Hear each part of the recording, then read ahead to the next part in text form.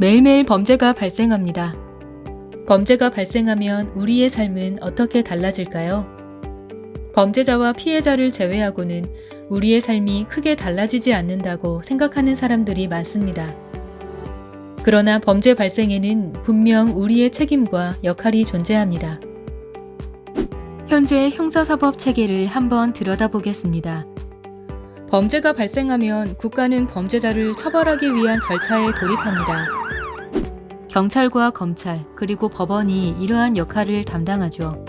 범죄는 개인이 선택한 것이고 개인이 처벌로서 책임을 진다고 생각합니다. 그러니 사회는 가해자가 응당한 처분을 받는지에 관심을 둡니다. 피해자는 어떠한가요? 피해자는 사건 당사자입니다. 하지만 국가가 가해자의 처벌에만 집중하는 형사사법 절차 속에서 피해자는 몇 번의 증언을 하고는 사건의 주변인이 됩니다. 우리는 범죄를 두려워합니다. 그러나 범죄 사건이 발생하면 범죄자와 피해자의 일로만 생각하고 나의 역할은 고민하지 않습니다. 우리는 일상 속에서 자주 볼 수 있는 폭력 범죄조차도 신고하지 않습니다.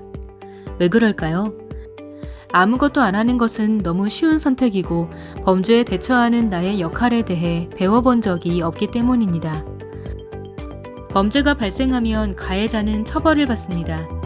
그리고 그 처벌 수준은 과거 대비 점점 강해졌습니다. 하지만 범죄는 꾸준히 발생합니다. 처벌이 약해서일까요? 아닙니다. 더 강한 처방이 필요한 것이 아니라 이제 다른 처방이 필요한 것입니다.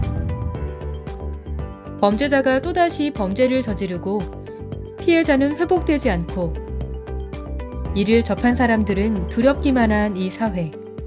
뭐가 문제일까요? 그래서 우리는 회복적 사법을 소개하려고 합니다. 회복적 사법을 이해하는 첫걸음은 가해자 중심 음보적 사법의 효과성을 의심하는 것입니다. 회복적 사법은 피해자의 목소리와 감정, 그리고 회복을 위한 욕구를 중요하게 다룹니다. 피해자가 범죄 발생 이후 문제 해결의 중심이 되는 것입니다. 그리고 지역사회에 발생한 문제를 원상복구하기 위한 노력은 우리 모두가 해야 한다고 제안합니다. 현재 형사사법 체계는 가해자의 처벌에 집중할 수밖에 없는 구조적인 한계가 있습니다. 범죄자를 교도소에 가두는 순간 그들은 무엇을 잘못했는지 대답할 책임으로부터 벗어나는 것이죠. 처벌은 가해자가 단순히 책임을 다했다고 생각하게 만들어서는 안 됩니다. 본질적인 원인이 교정되어야 하고 잘못에 대한 속죄와 감정의 뉘우침이 필요합니다. 회복적 사법은 그들이 책임을 지도록 하는 과정입니다. 배달씨와 아픔씨의 교통사고를 예로 들어보겠습니다. 배달 아르바이트를 하는 배달씨는 일을 마치고 돌아가던 중에 아픔씨와 사고가 났습니다. 아픔씨는 사망하게 됐고 아픔씨 가족은 슬픔에 젖었습니다.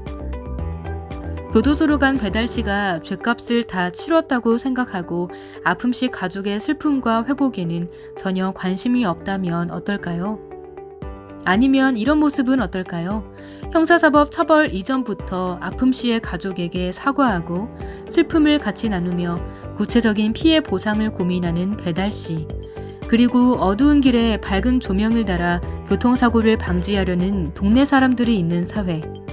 둘 중 어떤 사회가 더욱 안전할 수 있을까요?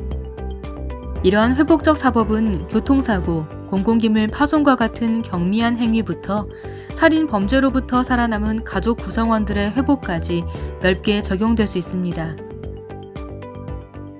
모두가 안전하기 위해서 우리는 범죄 해결에 있어 관망자가 아닌 적극적 참여자가 되어야 합니다. 누군가의 피해를 방관하지 않고 다 함께 안전하게 회복될 수 있는 사회를 위해 우리의 역할을 고민해 주세요. 우리가 회복적 사법을 알아야 하는 이유입니다.